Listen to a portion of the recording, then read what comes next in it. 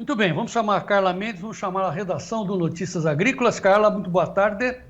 Boa tarde, João. Boa tarde a todos Tá. os amigos do Tempo de Ninho. Só perguntar para o Gleidson se já temos a mensagem pronta do Antônio da Luz, da Farsul. Tem, Gleidson? Mais um pouquinho, então tá bom. Nós estamos baixando a mensagem que o economista-chefe da Federação da Agricultura e Pecuária do Rio Grande do Sul, o Antônio da Luz, nos mandou, porque foi a Farsul que foi, vamos dizer assim, a representante do Estado junto ao governo federal para dizer, olha, nós estamos numa tragédia sem tamanho, as dívidas têm que ser atrasadas, né? Se não isentadas. Se nós tivermos que pagar, queremos pagar juros da Selic, não juros variáveis, foi isso que a Farsul pediu, e que atendesse aos produtores. Não veio nada, né? Veio toda uma confusão, ninguém está conseguindo entender nada, todo mundo perplexo, né? Não conseguindo saber o que está acontecendo. Carlinha, o que vocês apuraram na redação do Notícias Agrícolas sobre essa segunda tragédia que se abate sobre o produtor gaúcho?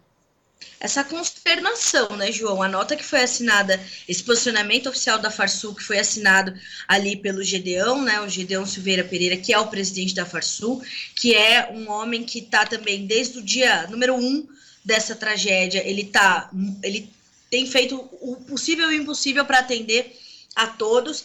E essa nota, João, ela é bastante clara. Ela diz o seguinte, ó, que essa medida provisória que o governo divulgou ontem, ela traz mais insegurança e ansiedade, graus maiores de insegurança e ansiedade do que já se tinha entre o setor produtivo do Rio Grande do Sul.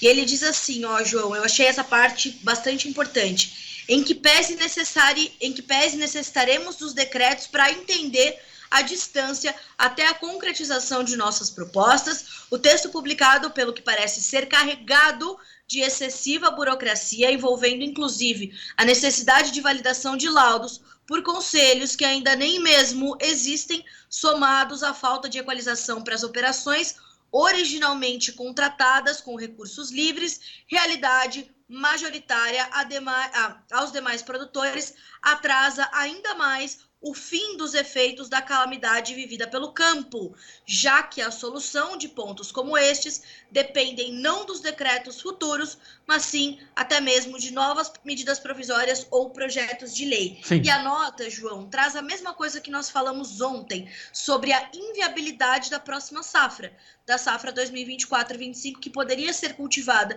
pelos produtores gaúchos, mas não será, porque não há como acessar esse recurso. Agora, veja, né? Tem duas curiosidades, né? Primeiro que quem fez Proagro, mas não pôde acionar, Sim, também não vai receber nenhum auxílio. Mas a maioria dos empréstimos, todo mundo sabe, é tomado no balcão do banco, né? Os chamados juros livres, né? Os empréstimos livres.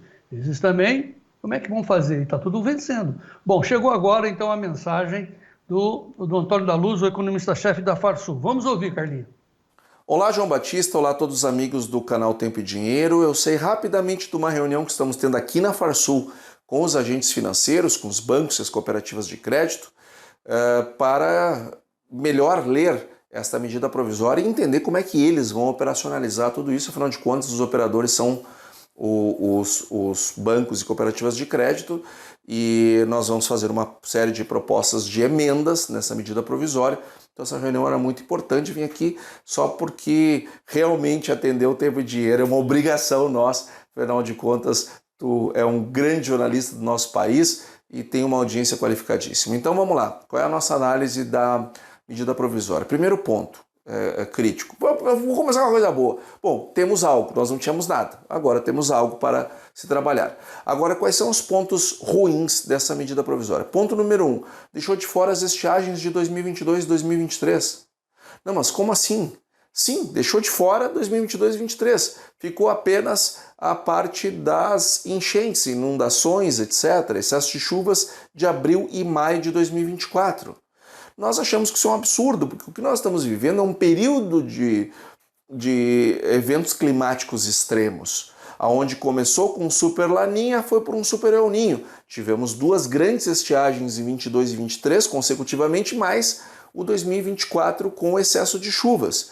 Então eu não posso tratar um problema e não tratar do outro. Isso é a mesma coisa que eu dizer, olha, fulano morreu de quê? De pneumonia. Tá, mas a pneumonia foi no pulmão direito ou no esquerdo? Que diferença faz?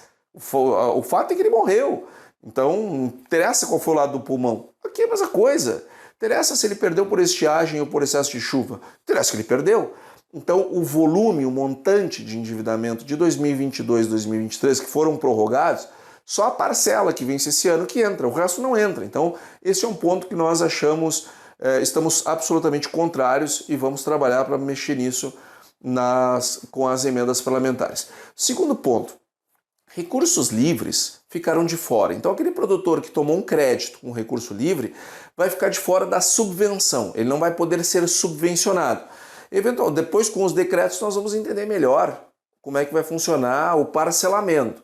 Sabemos que vai ter um fundo garantidor. Agora, não vai poder ser subvencionado. E nós achamos isso um absurdo, João Batista. Por quê? Porque na hora de anunciar Plano Safra, os recursos livres são maravilhosos. Porque aí infla o Plano Safra. Aí os governantes falam números enormes para a sociedade. Nesse momento os recursos livres são importantes. Agora, na hora que nós precisamos renegociá-los, porque eles têm juros mais altos, aí fica de fora de subvenção. Não. Se ele é bom para anunciar, ele tem que ser bom para subvencionar também. Se o governo quer ter dividendos políticos anunciando um dinheiro que não é dele e que ele não subvenciona nada, na hora que dá problema, ele tem que subvencionar. Então, esse é um outro ponto que nós achamos que merece uma melhoria muito grande. Ponto número 3, uma gincana burocrática, comissão municipal. Bom, nós vamos terminar quando esse processo de análise? Daqui 2 anos, daqui 3 anos, quando os produtores não tiverem mais capacidade de crédito? Não dá. As plantas, elas não leem medida provisória. E elas precisam ser plantadas agora a partir do final de agosto. O arroz mesmo, que o governo estava tão preocupado com o arroz, começa a ser plantado no final de agosto. Nós já estamos em agosto. Imagina sair a medida provisória agora, os decretos, resoluções do Banco Central, aí vai pegar as perdas, vai passar pelas comissões, até chegar lá no produtor, quanto tempo isso vai levar? Então, esta parte da gincana burocrática, que foi algo que nós deixamos claro para o governo, a nossa contrariedade, é um ponto que precisa ser também melhor avaliado. Bom, outro ponto que nós queremos deixar claro, que a distância do que nós propusemos em maio e do que efetivamente será, nós só vamos conseguir medir adequadamente quando saírem os decretos na semana que vem. Então nós vamos ter que ter um pouco mais de paciência para saber se ficou bom, se ficou ruim, se ficou péssimo, a gente só vai ter clareza a partir dos decretos, então nós vamos ter que ter uma paciência até a semana que vem. Então, de maneira geral, João Batista, é isso que nós temos para dividir contigo e com a audiência do Tempo e Dinheiro. Mais claro impossível, Antônio da Luz. Não, acho que Carlinhos, o resumo é assim: as plantas não leem medidas provisórias. Simples assim. Bom, a mim não causa nenhuma surpresa isso daí, eu estava esperando, mas fez bem o Lucas, fez bem a Grazi, lá do movimento SOS Agro Rio Grande do Sul, de dizer que era um movimento apartidário, para o governo não poder alegar, não, esse é movimento de oposição, de bolsonarista, não. Eles foram ouvidos, foram chamados, deram trela para eles, deram palanque, falaram e tá aí. Vão formar uma comissão municipal, só amigo do rei, claro, quando acontecer. Carlinha, você vai ficar atenta aí na redação do Notícias Agrícolas sobre esse movimento, né? Dia 8 eles estão prometendo, né?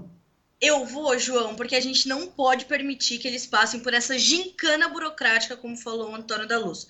Então, qualquer nova informação, aqui no Notícias Agrícolas, a gente vai, com certeza, dividir em primeira mão, para que os produtores possam saber, principalmente, João, como combater isso que eles estão vivendo. Isso, para mim, a crueldade maior, é essa criação da expectativa para entregar algo que eles sabiam que os produtores não iam acolher, porque eles sabem que os produtores não podem passar por isso, eles não têm esse tempo. Essa criação da expectativa, essa geração, esse alimento da expectativa, João, foi cruel e não pode. Muito bem, Guerreira. Vamos em frente, Carla Mendes, vamos em frente à redação do Notícias Agrícolas. Seja o produtor rural mais bem informado do nosso Brasil. Notícias Agrícolas, Tempo e Dinheiro. Família Olive, em frente, Carla, vamos lá.